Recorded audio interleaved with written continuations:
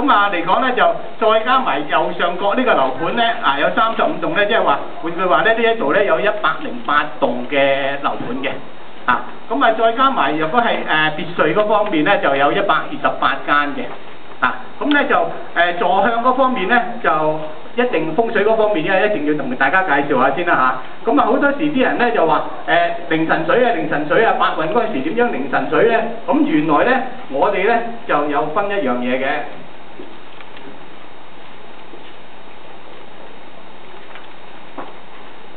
好啦，原來咧佢哋講嗰個凌晨水嘅意思咧，即係話講八運裏邊嗰個卦嚟講咧失運嚟講咧就係等於佢嗰個凌晨水，當運咧就係佢嗰個咧本身嗰個八運嘅座，咁咧嗰個幫助率咧就係10%嘅啫。好啦，咁嚟講咧呢個功效一定有幫助啦。咁但係嚟講咧，我哋仲有一個玄空飛星嘅數咧，一個咧就叫做向星。向星咧就佔60%嘅，即係話你間屋本身嚟講開嗰個卦線嘅真正嘅坐向嗰個嚟講咧就佔成間屋咧就60%。好啦，另外一個咧就叫坐星咯喎，坐星咧就佔25%嘅。咁嚟講咧加埋嚟講咧總共咧就有95%。好啦，再加埋我哋好多時坊間所講嗰個咧就話今年嘅流年飛星五黃道定係二黑道咧，嗰個咧就佔5%嘅。好啦，咁總數咧夾埋咧就係100%。好啦，咁嚟講咧，即係話最好咧，咁梗係攞到西南片水啦。咁你自己咧就着數咗10%先啦咁但係咧，咁我哋咧好多時咧，因為間屋嘅向就主宰咗你嗰個分數合唔合格，即係等於好似考試咁樣考試嚟講係咪60分就已經合格即係換句話咧，我哋最緊要間屋嗰個坐向，唔係一定咧話向邊個位置咧就一定係好嘅。咁亦都唔使驚話向邊個位置咧，亦都係一定差，咁呢個都唔使擔心嘅。咁即係換句話咧嚟講咧，我哋若果係再配埋嗰個流年飛星嗰5%係幫到間屋嘅咧，個力量咧就會仲大啲嘅。所以咧好多時咧日後買樓嚟講咧，當然咧就係一定係向南向海，咁一定個樓盤就係嚟講咧，佢個單位一定大啲同埋貴啲嘅啦。咁師傅話，咁我有時買咗啲略為細啲嘅單位，同埋啲坐向差啲嘅，咁點咧？咁亦都唔使擔心嘅，因為坐向差啲咧，即係坊間所講嗰個凌晨水，即係話嗰個坤卦嗰個位置，即係話嗰個西南位嚟講啦，即係話嚟講會見水就會好啲啦。咁嚟講，我哋咧就算唔見到呢個咧，都係得10%嘅啫。即係話嚟講就唔使擔心啊，因為嚟講咧，我哋咧個八運咧就去到2023年嘅啫。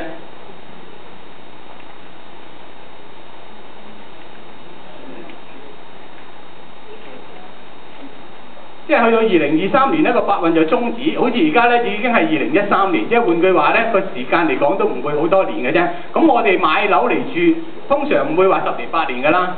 除非你話買嚟炒嘅啫。咁嚟講咧，即係話我哋好注重咧，仲要睇埋下個運嘅運勢，究竟9運會去到點嘅情形嘅意思咧，就係咁解嘅。好啦，咁嚟講咧。呢個樓盤咧，若果佢喺個地圖嚟計咧，我哋搭深圳嗰個搭車過去咧，就40零分鐘咧就可以去得到㗎啦。咁嚟講咧，佢交通嚟講咧都唔算話比較會麻煩啲嘅。唔該晒。咁佢嚟講咧，佢好嘅好處咧，即係話佢有一個10里咁長嘅銀灘，所以呢個主題亦都係叫做10里銀灘。再講多一次先啦。就算嚟講，你香港買屋又好，或者國內買屋都好，最主要一樣嘢啫。你望到向海，海咧就係水就可以發嘅速度就會快啲嘅。好啦，去到咧山或者係我哋講嗰個明堂嘅位置，明堂咧嚟講咧，亦都係快，但係咧就慢過水嘅。水咧就嚟得快同埋急，同埋嗰個進台嘅機會率咧，即係話同埋大嘅力量咧就會大咗好多嘅。好啦，嚟講咧就暫時呢個樓盤嘅坐向有啲咩大家要發問一下嘅咧？如果冇咧，咁我就再介紹下另外一個，好冇？好啊，一陣間再諗下先啦。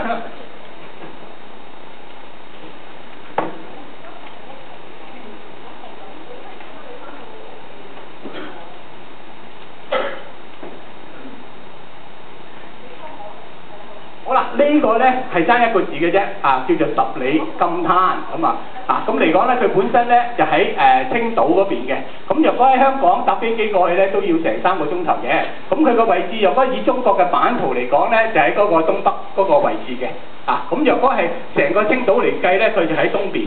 咁嚟講咧，佢都好接近朝鮮嗰邊啊，即係話嚟講咧，好多時咧，韓國嘅客咧，好多時咧都會過嚟呢一邊嘅。咁呢一個咧，以我嘅角度嚟計咧，就即係當街外人咁講先啦。咁呢個咧就應該係投資就會着數啲嘅。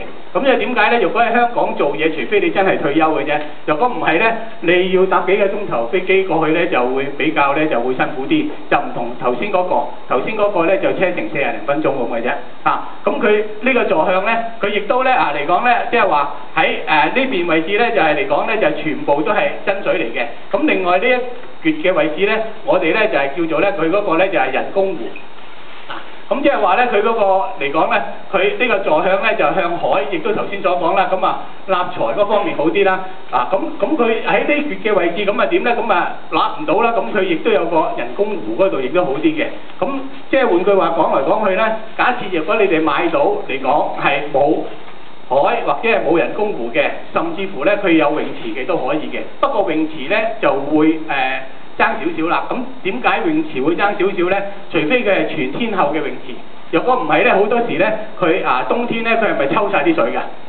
抽晒啲水咧，咁變咗咧，即係話你有段時間就啲財運就好好，有段時間咧啲財運咧就會麻麻地嘅，因為佢泳池咧佢唔係話常日都話全天候，即係1年365日都開㗎嘛。咁同埋咧好多時泳池嗰方面咧就大家都要留意下啦喎。咁原來泳池咧有啲咧會個座向有時咧就會有映桃花水嘅。即係泳池嗰方面啊。咁海咧都有機會，不過個機會率咧就嚟講咧就會低啲。咁同埋咧個泳池嘅水咧，佢係咪嚟講咧會比較污濁少少㗎？因為點解咧？好多時有啲細路仔游水咧就唔同我哋大人咧，我哋大人就會檢點啲啦。咁細路仔嗰啲一嚟就嚟㗎啦嘛，佢就唔同你客氣㗎啦嘛，係嘛？咁變咗咧嗰啲泳池水咧就會比較污糟啲。咁咧我哋嚟講咧，即係話水嗰方面咧，若果係乾淨咧，咁嚟講咧就叫做好啲嘅。若果係污糟啲嘅水咧，咁我哋叫做咧亦都係容易桃花水嗰方面咧就會出現到嘅。好啦，咁呢一個咧就係最新嘅資料嘅。咁原則上咧就係我都係星期3先有呢個資料嘅啫。係呢個星期3喎。好啦，咁嚟緊咧就仲有一個咧就樓盤嘅。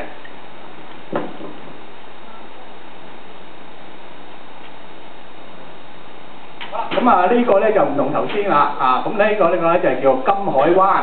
好啦，金海灣嚟講咧，佢本身咧亦都係咧可以望到有海嘅。咁佢本身呢個樓盤介紹個位置先啦。佢本身咧就係馬來西亞嗰一邊嘅。咁咧佢就可以望到對面咧就係新加坡嗰一邊嘅。咁呢個嚟講咧個路程亦都係頭先所講啦，亦都係會遠咗少少。有一站喺投資角度咧，咁嚟講咧就冇乜大問題嘅。自住嚟講咧就大家要諗一諗先啦。咁你話座向咧亦都係一樣啦。